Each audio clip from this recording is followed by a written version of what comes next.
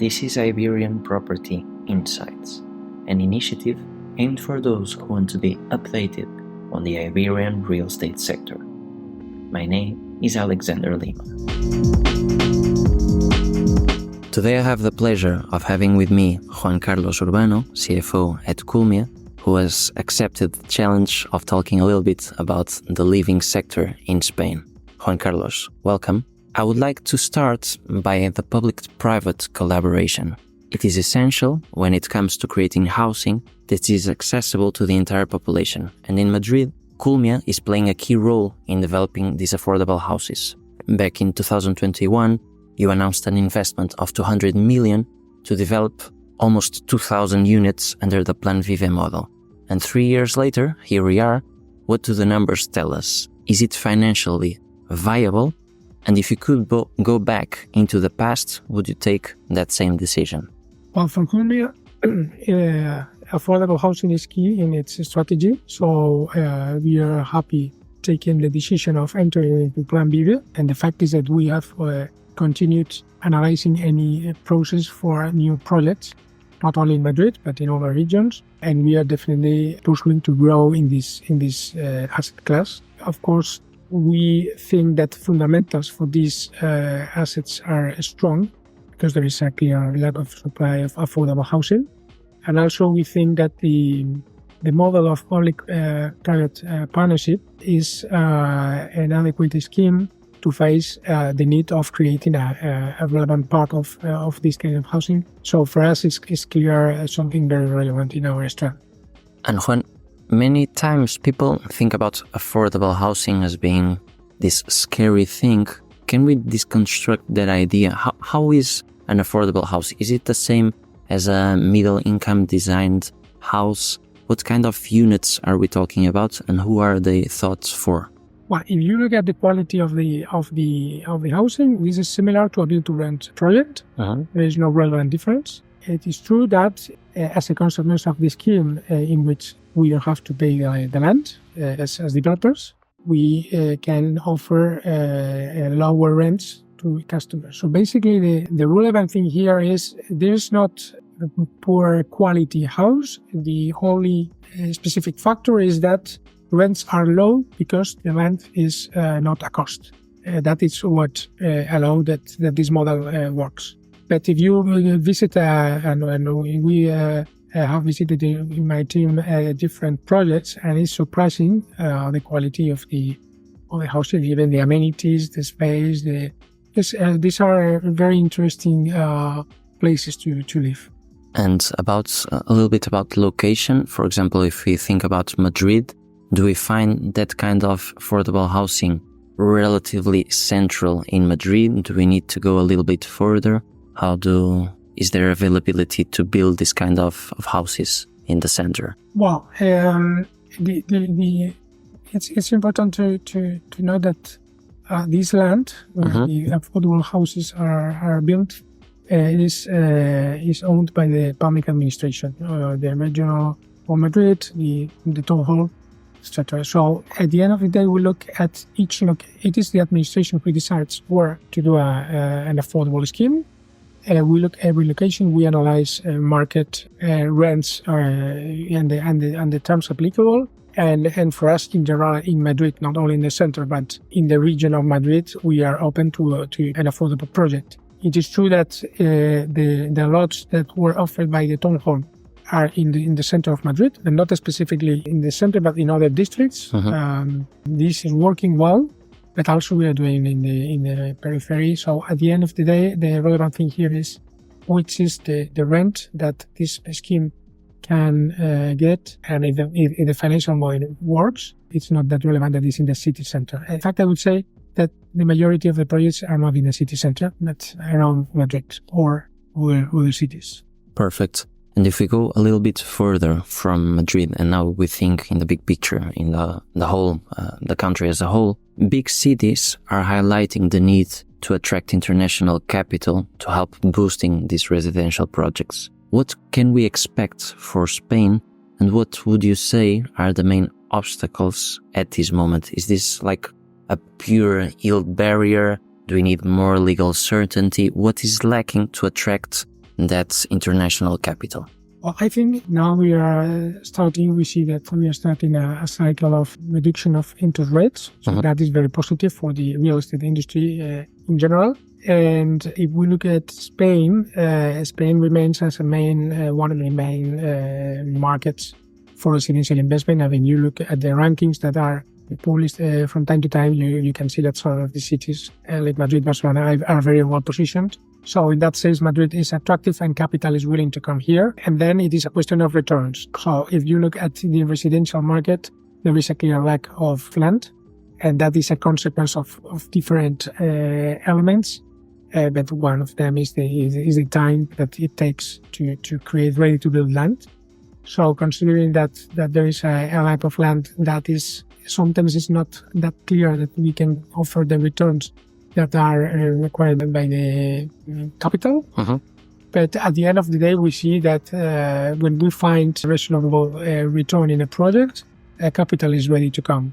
And I think it will continue in the future. For affordable projects, we see a lot of interest in capital. And here the challenge is that the administration is able to create more and more possibilities to do these kind of projects. So, but of course, the problem of the land is something that requires relevant actions in general by different actors in not only in the industry but also in administration and governments, etc. We need to find a way that we can create additional land in a shorter period. That's I would say that's one of the main challenges we face in residential, also in our uses, but specifically in residential.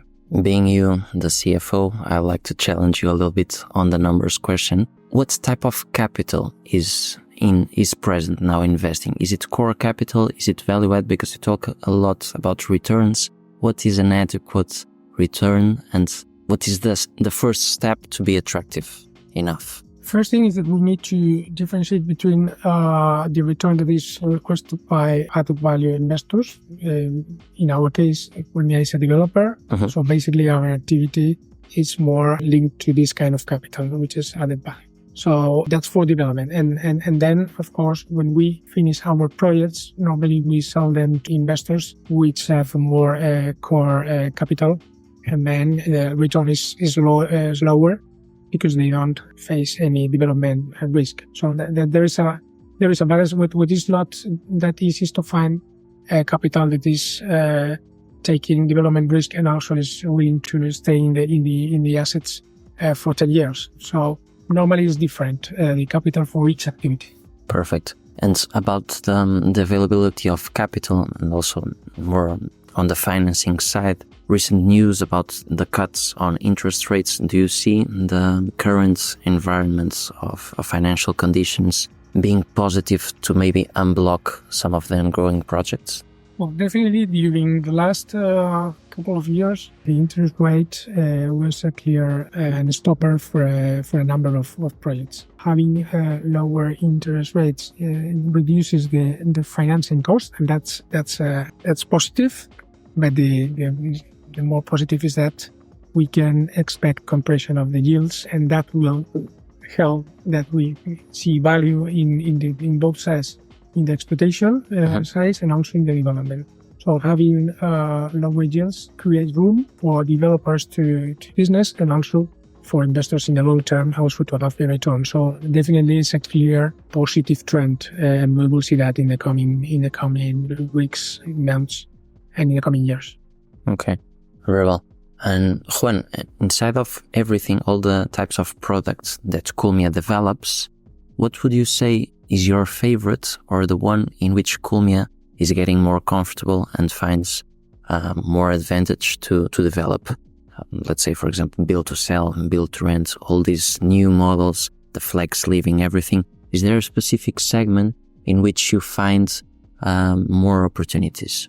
In build to sell, as I mentioned, the relevant issue is the availability of land. Fortunately, Culmia has one of the most relevant land banks.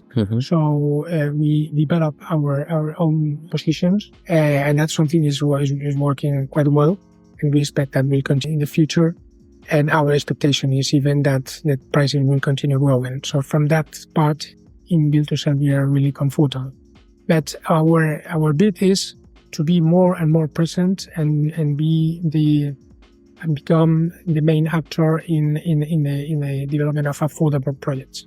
So for us, Plan VIVE, we are very, very proud of having been able to do this a reality. That's something was innovative.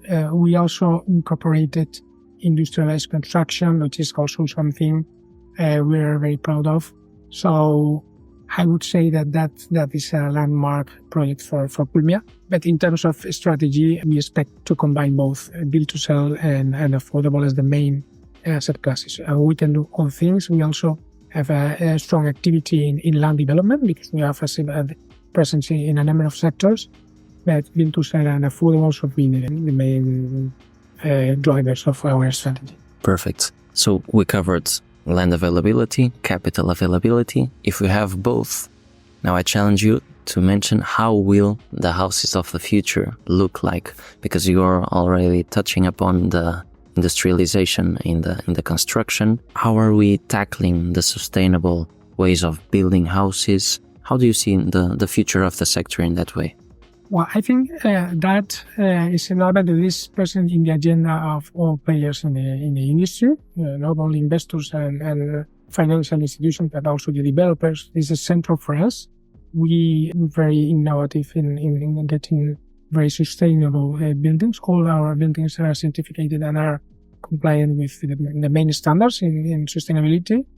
But our main challenge here is to extend the industrialized construction, which in Spain is still quite residual compared to other countries. Culmia, I think, is in the front of that trend. We consider that industrialized construction has a number of advantages. Of course, the product is more efficient in terms of consumption and emissions, etc. So that's one of the main advantages. But also can see that part of the buildings are constructed in a factory, so it's not purely construction, but also it's a kind of industrial activity.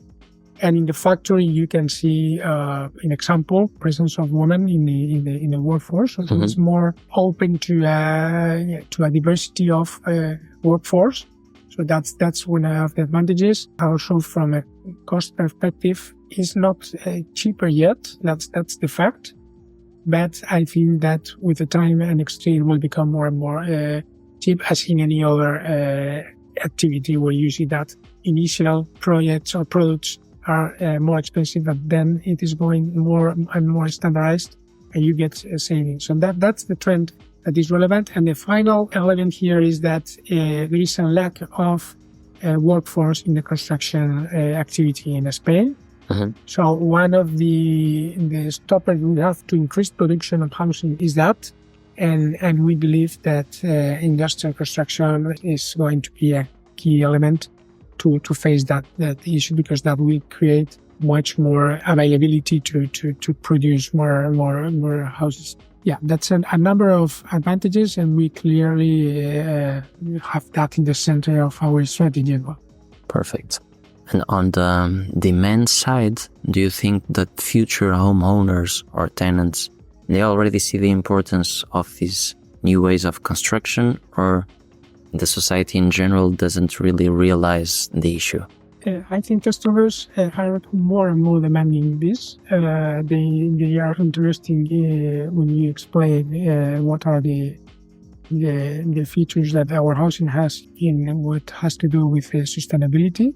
That's more conceptual, but the fact is that the bill customers pay for energy supply, in example, is lower when the building is sustainable, because at the end of the day, what we are trying to create is a housing that requires less consumption of energy, basically, and that has a monetary impact direct for the customers.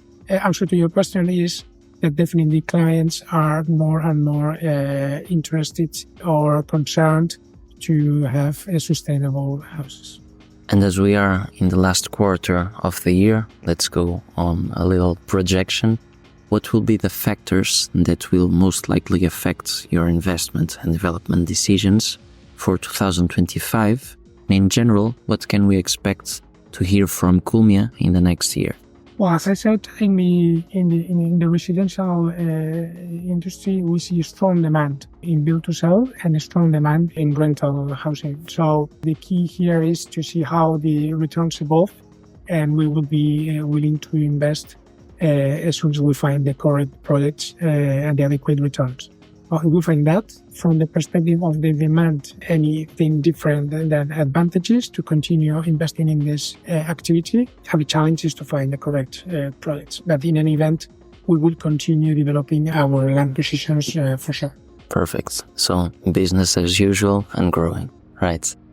Juan, it was a pleasure hosting you in this podcast. Indeed. Powered by Grupo Iberian. Thank you.